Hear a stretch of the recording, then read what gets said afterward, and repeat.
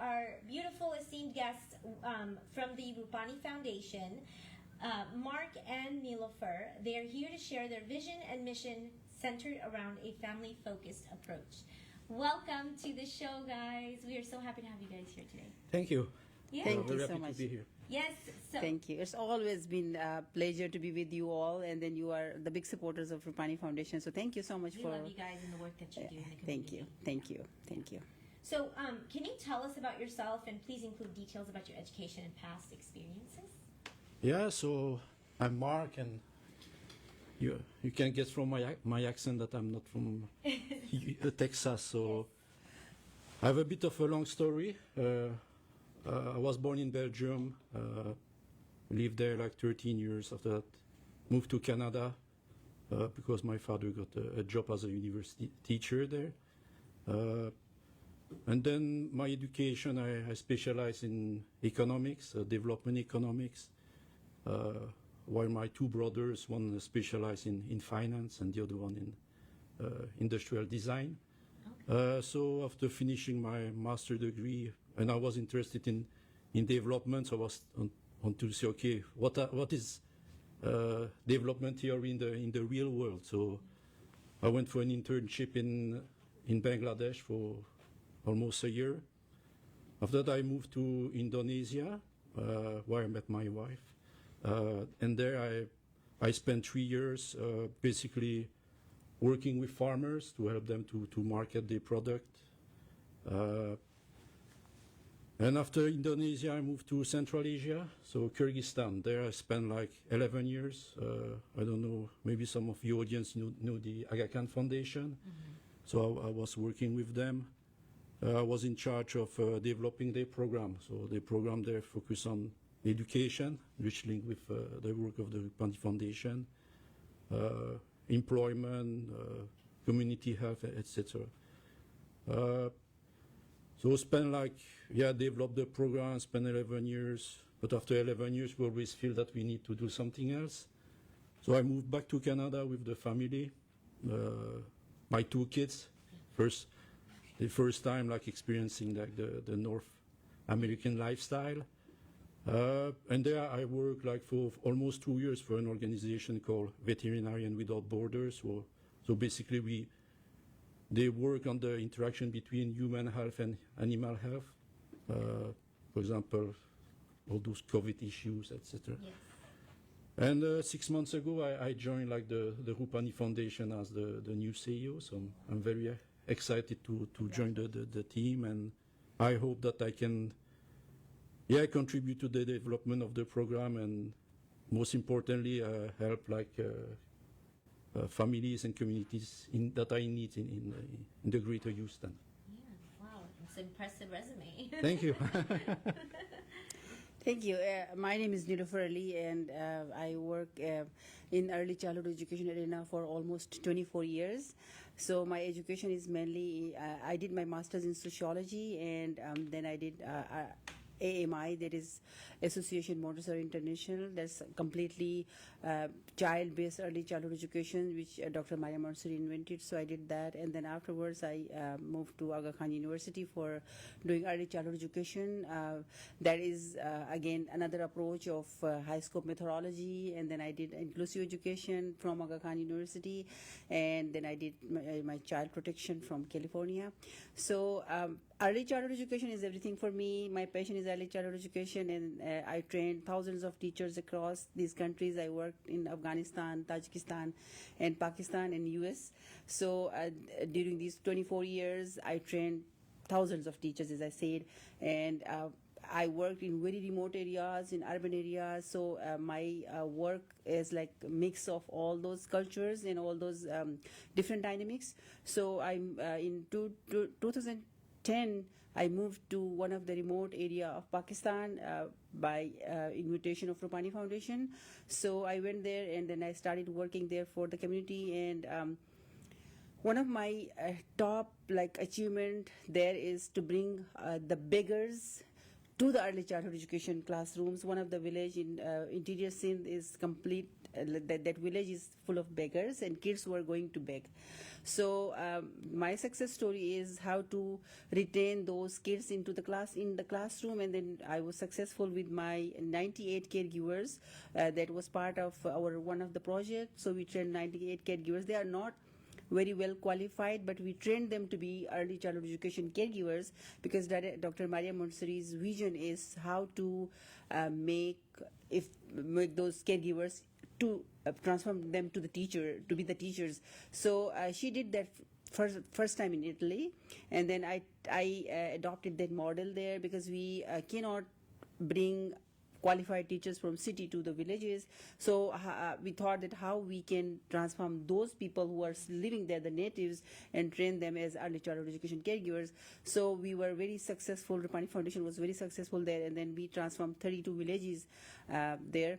And then I got international award is one of the top 50 global teachers around the globe for that work. And then afterwards I also awarded by International Women Organization, and one of the powerful lady in education. So my education is mainly in early childhood education, and now with Rupani Foundation USA, this is my 7th year, and so I do everything in early childhood education. So that's my passion, and I have 2 beautiful daughters. So we are living here in Houston with them. So they're in schools, so they're doing really wonderful. And then right now I have 32 people on my team for early childhood education. Wow. So I'm very, very excited. I'm impressed by both of you. That is definitely another impressive resume here that we have. So can you explain the core mission and vision of the Rupani Foundation, particularly in relation to the family-centered approach?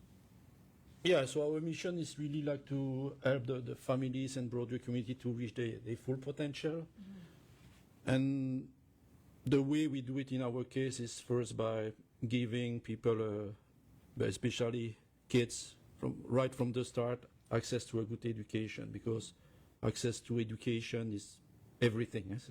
Absolutely. And then since this year, we are complementing this approach with economic empowerment program. So focusing more on parents, helping them to access to better job. So the family can gain new financial resources that can also support child education. Yeah. Yeah, so as Mark mentioned, that we are including that economic empowerment aspect to our early childhood education program, because we in these years we found out that if you are not working for that economic empowerment, your early childhood education or whatever you're doing for the family it's not worth it. So Rupani Foundation is now focusing on the holistic development of the whole family. Very cool. Okay. Now, could you explain the work of the Rupani Foundation in the Houston area? Yeah, sure. So we started our interventions formally in Houston in 2017. So we started with one center at Wilcrest.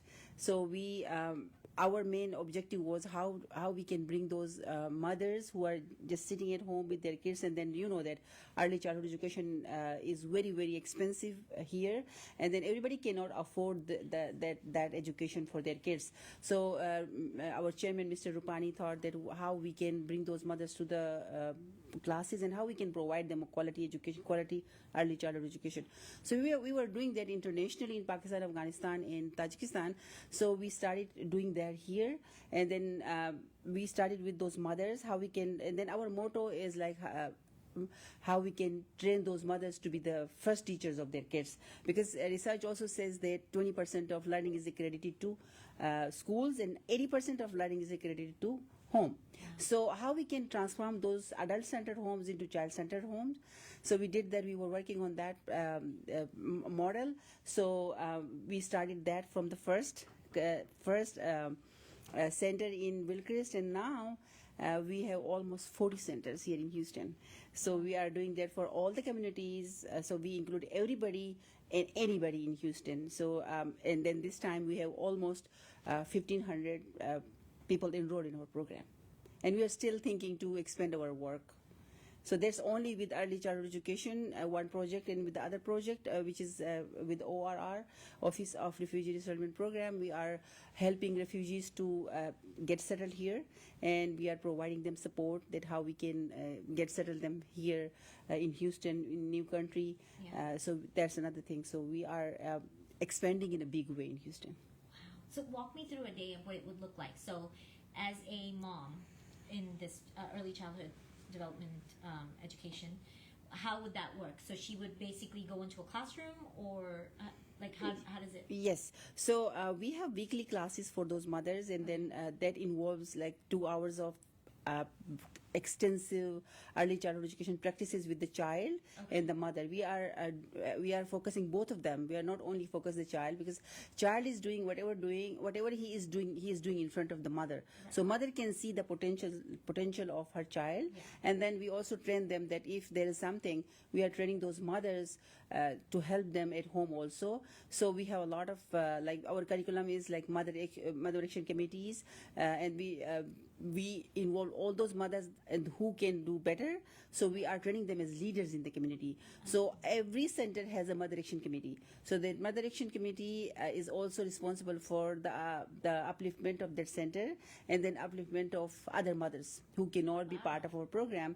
So then through those mother action committees, we are bringing more leaders. And then in those 2 hours, the mother is going through the whole curriculum. We have a very, very tested and piloted curriculum. So they are going through that curriculum, and then they are learning a lot. So that includes like 18 weeks of the dosage, and then they are learning all those things there, and then implementing in the homes too. And then we are after 2 hours they go home, and then we send them with a lot of other activities so that they can do that at home.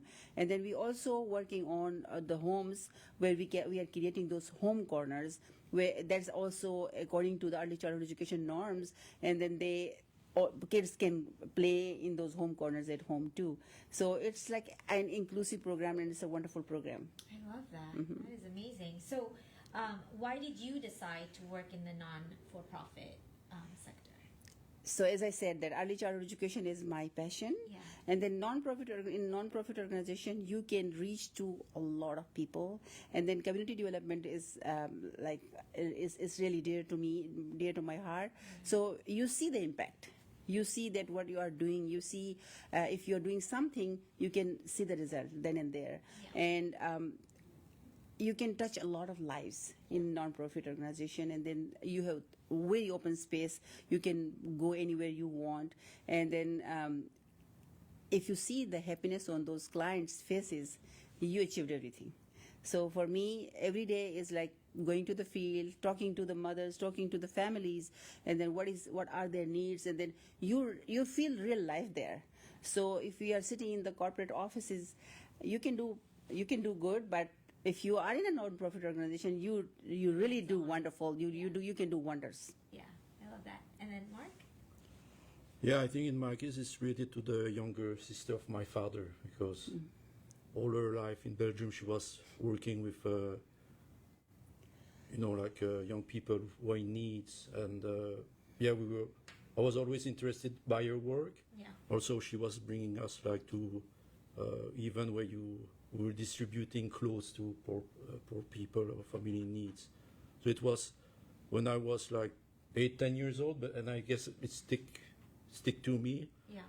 And then, I kind of forgot about that during a while, and then I went to university, then I found those classes on development economics. I read like a few authors. I don't know if you guys know Amartya Sen.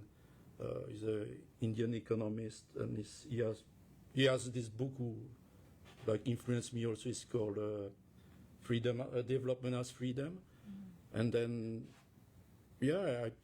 this is those things that motivated me. And like Neelofer say, development happened like in the community. So just going like traveling around like for the last 15 years, even increased my motivation to to work in this sector. Yeah.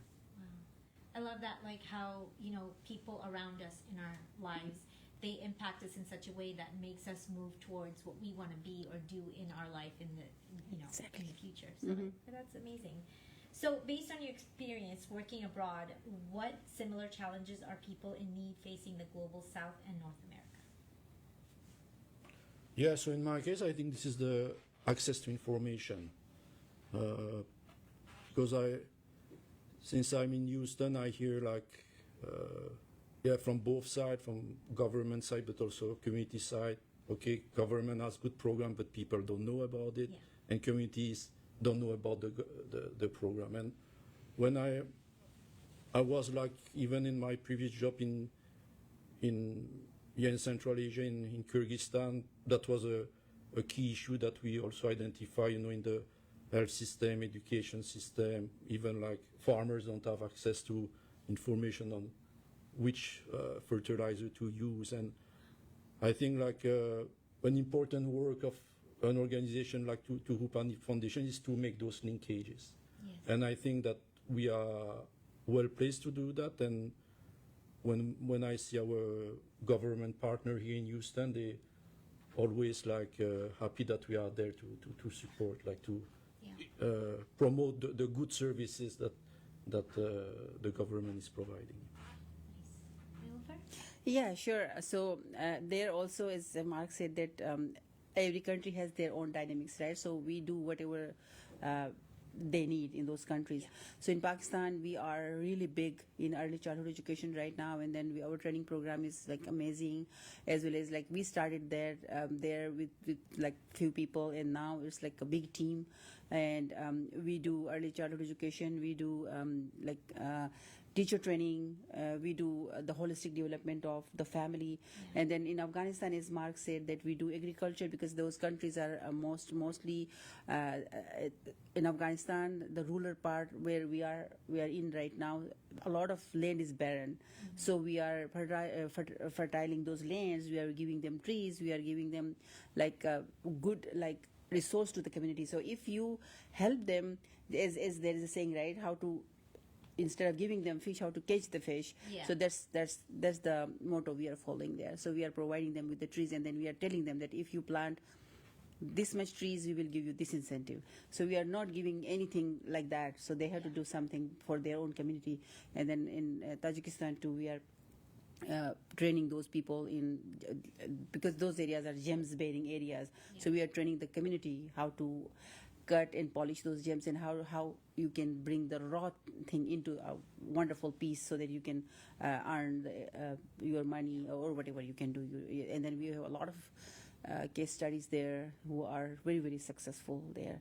But every country has their own dynamics, and then non-profit, like in development sector, issues are same everywhere. So, but with its own dynamics. I love that you guys aren't just handing them fruits, you're actually teaching them how to build life. Okay. So how do you implement family-centered practices in your programs? And then can you provide specific examples of how families are actively involved in the process? Yeah, sure. So our mothers are, as I said, our mothers are trained as teachers. Yes. We are not saying that you're here just for the class and you are done after the class. We are providing them with the trainings. We have a set curriculum for mothers sessions. We also outsource a lot of experts from the community whenever we need anything. So we train them as teachers. So, and then we ask them to practice all those activities at home, and then also in the classroom. So mothers are involved in all that process of the teaching in 2 hours, so that they are presenting their own creativity whenever they are doing in the class. So our classes are themed based, and they work on the themes. We train them how to use the resources, how to use the materials, and afterwards when they go home, they videotape all those classes, and they send us, this is what we have done, this is what my child has done. So we involve all those mothers and all the family in child development, because you cannot do the child development only with mother. You have to involve the whole family, because we believe in that African proverb that it takes the whole village to raise a child.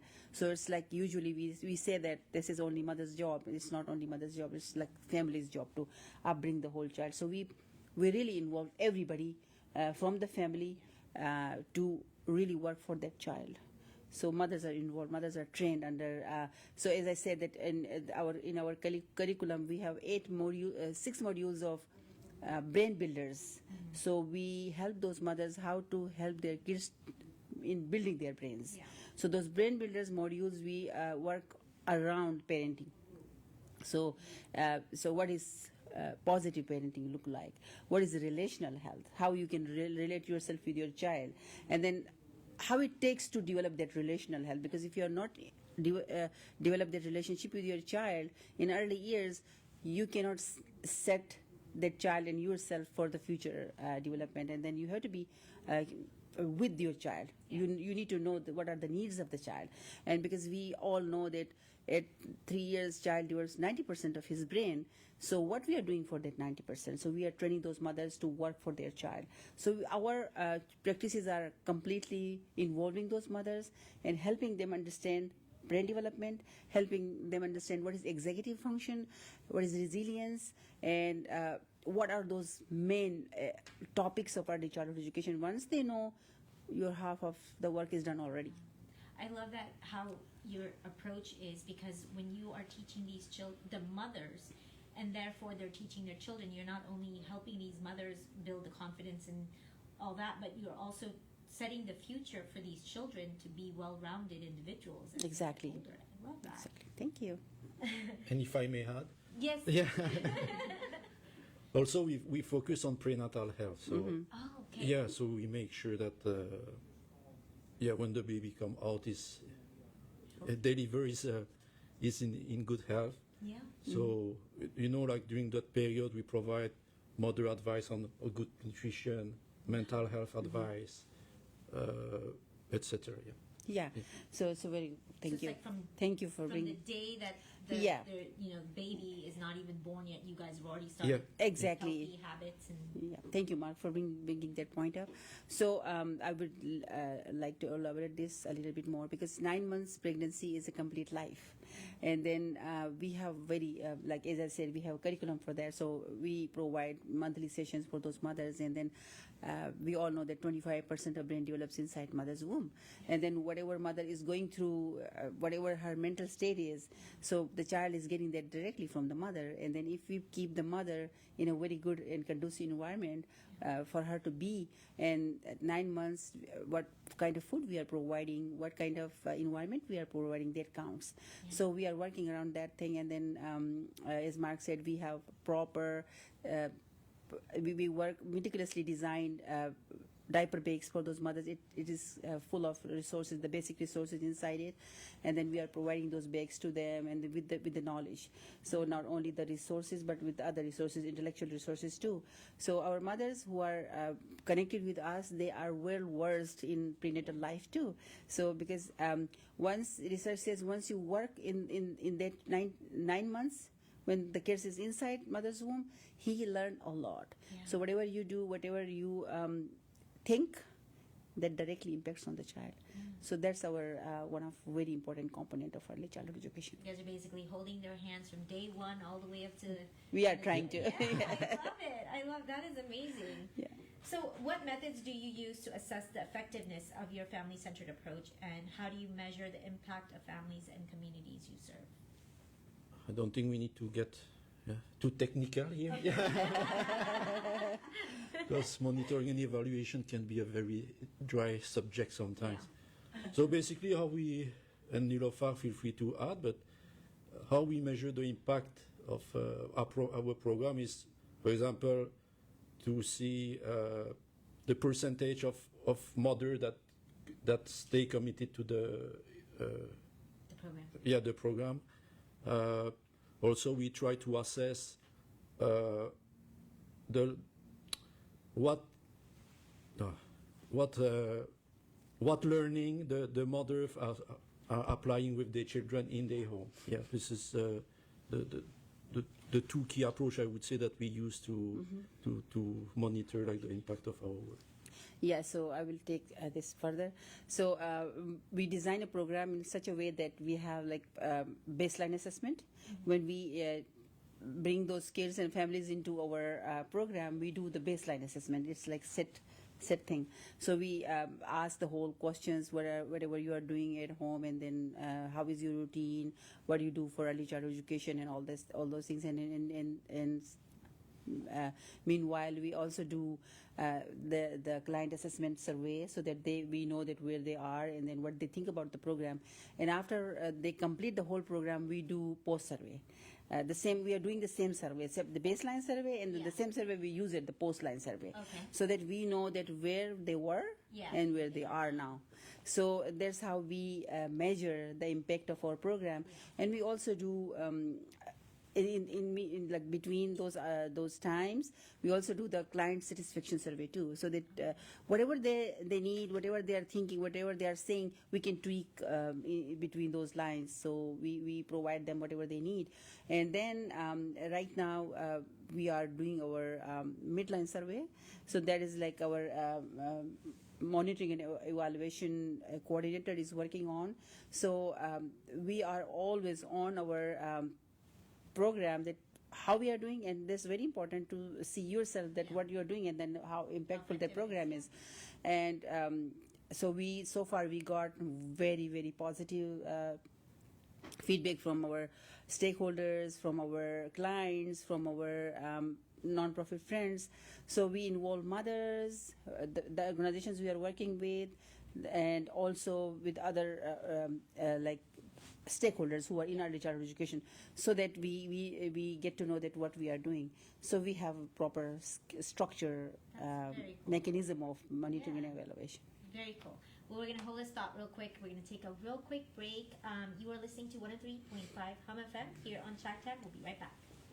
Welcome back to Chai Time here on 103.5 Hum FM. For those of you that have just tuned in, we are in conversation with the Rupani Foundation on family-centered approach. So, what are some of the biggest challenges you face when employing a family-centered approach, and how do you address them? Yeah, so one of the first challenge we face is because we are servicing or supporting like families from different countries, so it's a linguistic barrier. Mm-hmm. And how do we address that challenge is by making sure that our team speak the language of our clients. So Neelofer, I don't know like how many. Yeah. So as Mark just mentioned, that like this is one of the biggest challenge we are facing in the community, because we are working with mostly immigrants and refugees from different countries. So the first thing they have is, like as Mark said, the linguistic issue and challenge. So to address that, we come up with a very good strategy where we recruit people from those who can speak multiple languages. Right now, we proudly can say that Rupani Foundation's team is speaking 15 languages at the same time.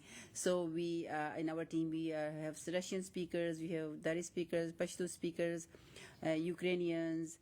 We have you just name it. So we have all those languages available on our team. And then whenever we are recruiting any family, as you said that how you address those things. So we recruit any family, we divert our teachers from their native languages. So we have the people on board. It's easier for us, and then it's always good to use this approach when you work with your own people who can speak the native language. The confidence will boost then and there, so they can share anything with them. So it's natural for us too. So when we speak our language, we are very easy and we are very comfortable to share our things, and we trust the people very easily. The second thing is the transportation. It's a big issue for us with our communities, because most of our communities, when they come here, they struggle for their financial aspects of life. And then usually these families, sometimes they don't have the car, and sometimes they have one car. And then that one car, who is taking it? Yeah. So the mothers are left with nothing. So we have to address those issues too. So we are providing them with the support, and then because our team, we gather a lot of car seats from the community, and then whenever we are transporting those mothers, we have the car seats at office, and we are taking those car seats and then transporting those mothers from one place to the other place. And then the second thing, whenever we need to do that, the third thing I would share is how we address those challenges. To mitigate that issue, we go to the community wherever they are. So we mainly work with the community in the apartment complexes. We work with the clubhouses so that they don't need to move anywhere else. So they just need to come down to the clubhouse, and we address all those issues like that too. So we are very innovative in our own way, that how we can address those issues. So we go above and beyond to help the community. You meet them rather than them having to Yes, come to you. so we go to them Yeah. instead of bringing them to us. So wherever they are. So like right now, Rupani Foundation is going to Pasadena, to Spring, and to all. We are spread all over Houston now. So our teachers are traveling 1 hour every day towards one side to reach to the program site, so that we address their issues, their challenges. And then because early childhood education is need of the time. So if you don't work these years for those kids, then that definitely is a big challenge for our community. If you really want to build the nation, you have to work in early childhood education. Yeah. Wow. Going above and beyond, that's for sure. So, do you collaborate with other organizations or community resources? And if so, how do these partnerships benefit the families you serve? Okay, so we work with a lot of organizations here in Houston. So our main thing is like, you don't need to reinvent the whole wheel again. So if you have the resources out there, use them and then bring them on board. And we are working with different organizations, non-profit organizations. So as I said, that we work with apartment complexes closely. So whenever you go to the community, we found out that there are so many organizations who are working for immigrants and low-income communities. So, and then they have like 100 apartments, 50 apartments. So we made the MOUs with them, so that we are working and with those communities especially. So, and then they are giving us apartments like 10 at one time, 5 at one time. So we work with YMCA very closely, because YMCA is also working for immigrants and low income. So they have their own apartments too. So we work with them. So we are using their apartments in the apartment complexes wherever we don't have the clubhouse. YMCA is like owning, renting any apartment. So we are working with them to use that apartment for our clients. And then they are using our clients for their own work too. So then we are work with the BEI, Bilingual Education Institute here. So they also have a lot of apartments in apartment complexes. So we are sending our people to them for ESL, English is a second language, and they are sending their clients to us for early childhood education program. So we need to, this is very important aspect. So we need to work together. And we also work closely with the Children Museum Houston. So what we do is we do they have like very research based my Keep It kits for early childhood education, also welcome baby bags. So they created those bags for families, so where they can manipulate with those materials at home. So we made this partnership with them, and then we bought almost 3,000 welcome baby bags from the Children Museum, and then we are distributing those 3,000 bags into our clients. So all 3,000 families will receive those 3,000 welcome baby bags. And then they also provide how to use those bags, and they provide trainings to our team, and then we just buy those bags from them and then distribute to our communities for free. And we also have a very strong relationship with the Hackett Center, that is mental health organization, and whenever we need any thing for the community, we can bring their experts. And then also they have their state-of-the-art program, which is called Brain Builders. So they train our staff, 32 staff on Brain Builders program. Wow. And we are taking that program to the community too, because this is also a wonderful program. And we also have a very strong partnership with the Ibn Sina Foundation, and Ibn Sina Foundation has a lot of expertise on their team. So whenever we need their expertise and their resources, we use their resources. We refer our all clients to them, and then you know that Ibn Sina has a lot of wonderful experts on their team, like Mehta Muradi. We always use her expertise for our clients. We did a wonderful fathers leadership groups here in Houston with fathers, because it's very difficult and challenging to bring fathers on board, because they have their own challenges in the community, right? So they have to, they are the main bread earners for their family. But we were very successful to make, and then they are also coming from different areas, so they have their mental health is also very important for us. So with Mehta Muradi, we did those father leadership groups. They went very, very successful, and then now a lot of people are using that model to replicate our model, how we can bring those fathers into the program. So yeah, we have a lot of organizations. We are sharing our resources with them, as well as we are using their resources for our clients. It's a team effort. It's a team effort. Yeah. So, what kind of training do your staff members receive to effectively support families, and how do you ensure they are equipped to implement family-centered practices? Okay, so our team is we recruited all the when we, as I said, that I don't know I mentioned it or not. So we are working very closely with the Harris County, and then we got this grant in 2023, and then we were to recruit 30 people on team. So initially we started recruiting the team. Our focus was to bring early childhood education trained experts or trained teachers to the team, and then the challenge was we couldn't be able to find early childhood education certified teachers in Houston, and this challenge is everywhere in Houston because schools are facing the same issue. Harris County, Fort Bend County, everywhere there is an issue for like teachers to get certified teachers. And Rupani Foundation come up with the innovative idea that we just hire the qualified people, not particularly in early childhood education, but just qualified people, and we can train them in early childhood education. As I'm also a certified trainer, and also what we did is we bring those teachers, those people on team, and we started giving them training. So the Hackett Center and first they provided brain builders training to our team, and they are certified brain builders now. And then the second thing, with our own curriculum, we have a very flagship program, as I said, internationally, that is called IP program, Informed Parenting. So we provide training on IP program to our teachers. And then the third thing, we thought that because we are working with the community, so as I said, that we are working holistically. We are not only focusing early childhood education, we are focusing on holistic development of the family. So if we are sending our teachers to the field, they should know everything about the human development. Right. So we decided to bring CHW trainings for our staff. That is how we can bring those, how we can develop these teachers as CHWs, community health workers. So that is with the state. So they are certified CHWs now. We are working very closely with University of Houston. So with the University of Houston, our 32 teachers are trained as certified CHWs.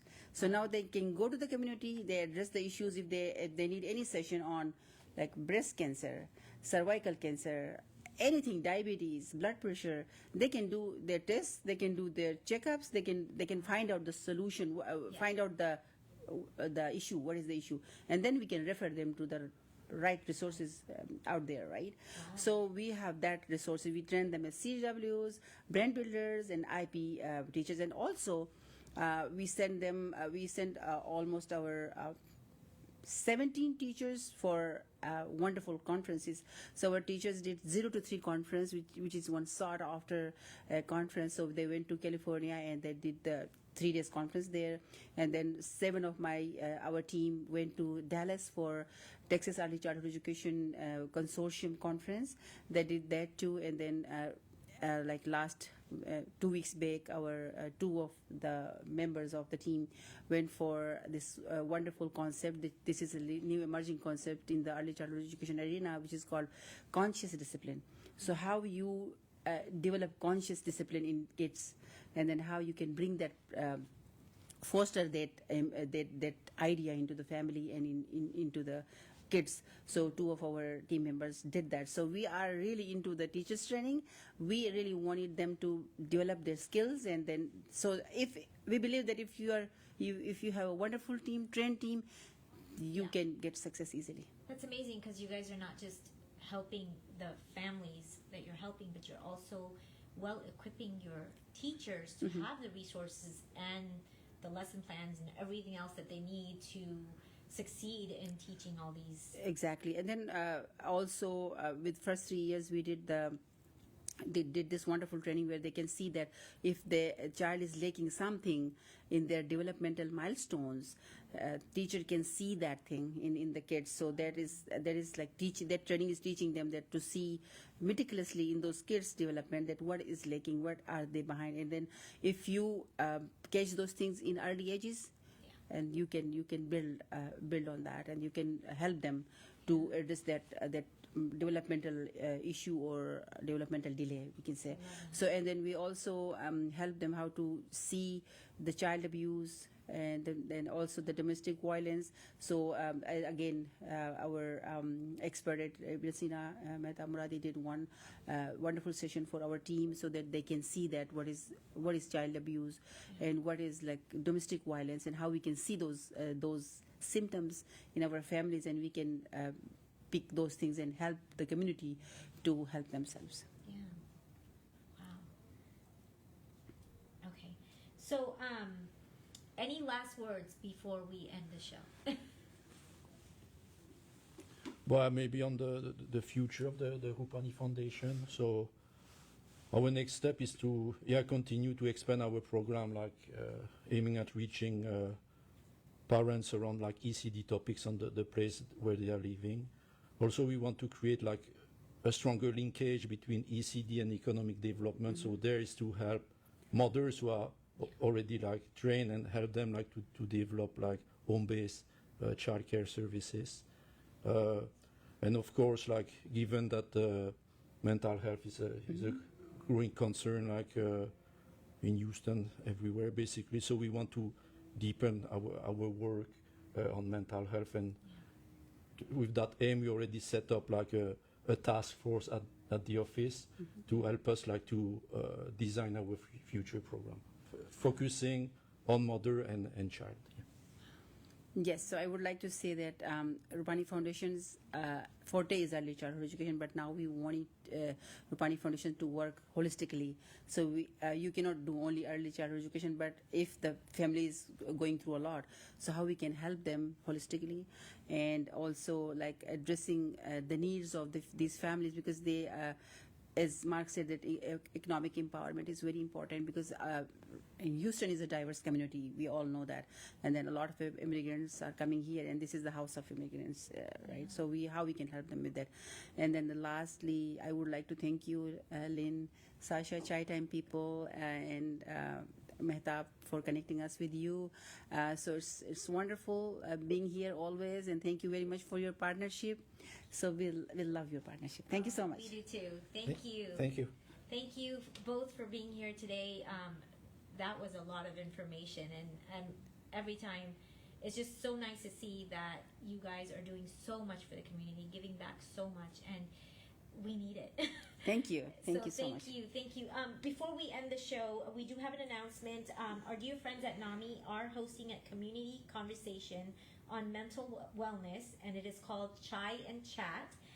It will be held via Zoom, so to register, please go to NAMIGreaterHouston.com, and it is called the Chai and Chat series.